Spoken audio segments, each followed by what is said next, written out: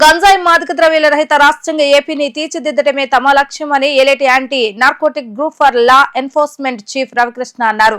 రాష్ట్రంలో ఒక విద్యార్థి కూడా డ్రగ్స్ బారిన పడటానికి వీలు లేదని, భవిష్యత్తు నాశనం చేసుకోకూడదని తెలిపారు. అల్లూరి నడిచిన నేలకు గంజాయి తెగులు పట్టిందని, దాన్ని నిర్మూలించడమే తమ లక్ష్యమని స్పష్టం చేశారు. రాష్ట్రంలో గంజాయి మాదక ద్రవ్యాలను అరికట్టేందుకు ప్రతి తల్లి ఒక బ్రాండ్ అంబాసిడర్ గా మారాలంటున్న ఈగల్ ఐజీ రవికృష్ణతో మా ప్రతినిధి లిఖిత ఫేస్ టు ఫేస్. గాంజాయిపై ఎక్కువ పాదం మోపేందుకు రాష్ట్ర ప్రభుత్వం నడుం బిగించింది. ఈ నేపథ్యంలో ఇప్పటికే ఐజీ స్థాయి అధికారిని కూడా నియమించింది రాష్ట్ర ప్రభుత్వం. దీనికి ఇప్పటికే సారథ్యం వహిస్తున్నారు ఐజీ రవికృష్ణ. ప్రస్తుతం ఆయన మనతో పాటు ఉన్నారు. ఆయన అడిగి తెలుస్తున్నాం. సార్ చెప్పండి, ఈ యాంటీ నార్కోటిక్స్ టాస్క్ ఫోర్స్ ఏదైతే ఉందో ఈగల్, దాన్ని ఎలా ప్రణాళికలతో ముందుకెళ్తుంది ఏంటి? మాదక ద్రవ్యరహిత ఆంధ్రప్రదేశ్ నిర్మాణం కోసం ఆంధ్రప్రదేశ్ ప్రభుత్వం ముందడుగు వేసింది. ఇటీవల కాలంలోని elite anti narcotics group for law enforcement eagle అనే ఒక సంస్థను ఏర్పాటు చేయడం జరిగింది. దీని ప్రధానమైన ఉద్దేశం రాష్ట్రంలో డ్రగ్స్, గంజాయి మీద పూర్తి స్థాయిలో నిఘా పెట్టడం, వాటిని నివారించడం, అదేవిధంగా వాటి మీద పూర్తి స్థాయిలో కేసులు నమోదు చేసి దర్యాప్తు చేసి అందరినీ కూడా శిక్షించడం దీని ప్రధాన ఉద్దేశం. దీంట్లో భాగంగా డిఎన్సిసి డిస్ట్రిక్ట్ నార్కోటిక్ కంట్రోల్ సెల్స్ 26 జిల్లాల్లో ఏర్పాటు చేయబోతున్నాం.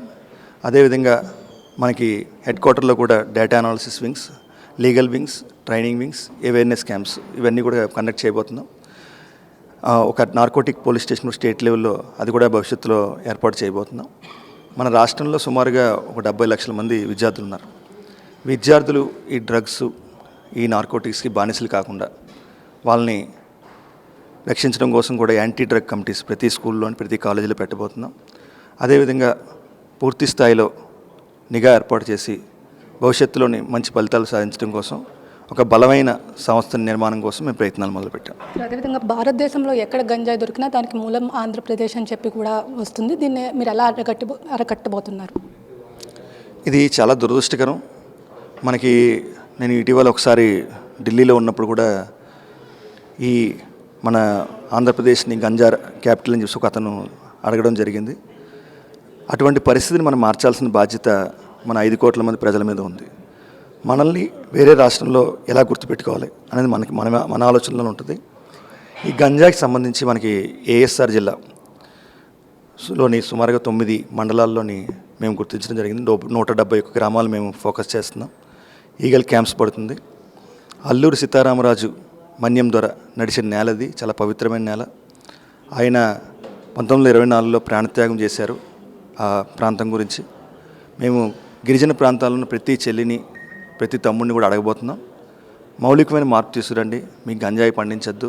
మీరు పండించే ఒక మొక్క వల్ల ఒక కుటుంబం నాశనం అవుతుంది. ఇటీవల కాలంలో మనం చూసాం, పట్టాపురం పోలీస్ స్టేషన్ కేసులోని కొంతమంది విద్యార్థులు బీటెక్ చదువుతున్నారు, ఇతరత్ర మంచి విద్యాభ్యాసం చేస్తున్నారు. అటువంటి మానసిక శోభ ఏ తల్లి అనుభవించకూడదు. కాబట్టి మేము సోర్స్ ఏదైతే ఉందో అల్లూరి సీతారామరాజు జిల్లాలో 9 మండలాలు కూడా ఈగల్ విల్ విజిట్. మేము క్యాంపులు పెడతాం. అక్కడికి వెళ్ళి ప్రజలతో కలుస్తాం. అక్కడ రచ్చమండలం మాట్లాడతాం. ప్రతి చెల్లిని, ప్రతి తల్లిని కూడా అడిగి అక్కడ మౌలికమైన మార్పు తీసుకొస్తాం. అదేవిధంగా వాళ్ళ సమస్యలను కూడా ప్రభుత్వం దృష్టి తీసుకెళ్తాం.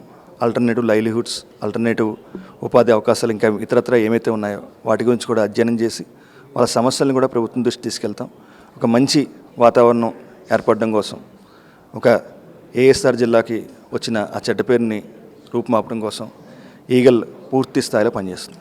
అదేవిధంగా మొన్న జరిగిన క్యాబినెట్ సబ్ కమిటీ మీటింగ్లో ఇటు పాఠాలు కూడా ఏర్పాటు చేయాలని చెప్పి కూడా మంత్రి నారా లోకేష్ కూడా ప్రతిపాదించడం జరిగింది. ఈ విధంగా ఎలా ముందుకెళ్ళబోతున్నారు ఏంటి? గౌరవ ఎడ్యుకేషన్ మినిస్టర్ గారు కూడా మనకి చెప్పడం జరిగింది. ఏదైతే కొన్ని పాఠాలు ఎన్డీపీఎస్ చట్టం గురించి, వాటి గురించి కూడా మేము తయారు చేస్తున్నాం. ముఖ్యంగా రాష్ట్రంలో ఉన్న ప్రతి విద్యార్థికి మేము ఒక అప్పీల్ చేస్తున్నాం.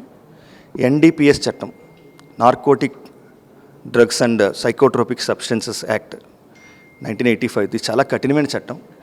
ఒక్కసారి కేసులో ఇరుక్కుంటే బెయిల్ దొరకడం కూడా చాలా కష్టం. అదేవిధంగా వాళ్ళ డీటెయిల్స్ ఎవరైతే ఈ కేసులో ఉంటారో వాళ్ళ డీటెయిల్స్ అన్నీ కూడా నిదాన్ పోర్టల్ అని చెప్పేసి మనకి సెంట్రల్లో కూడా ఆ పోర్టల్లో నిక్షిప్తమై ఉంటాయి. ఇతర ఏజెన్సీస్, ఇతర రాష్ట్రాల ఏజెన్సీస్ కూడా వాళ్ళ మీద మానిటరింగ్ ఉంటుంది. కాబట్టి మేము ఒకటే కోరుకుంటున్నాం, మీరు ఈ గంజాయి విక్రయాలు చేసినా, గంజాయి వాడినా, ఇతర డ్రగ్స్ వాడినా సరే చాలా కఠినమైన పరిస్థితులు ఎదుర్కోవాల్సి వస్తుంది. మీ తల్లిదండ్రులు కూడా సామాజికంగా చాలా బాధలు పడాల్సి వస్తుంది.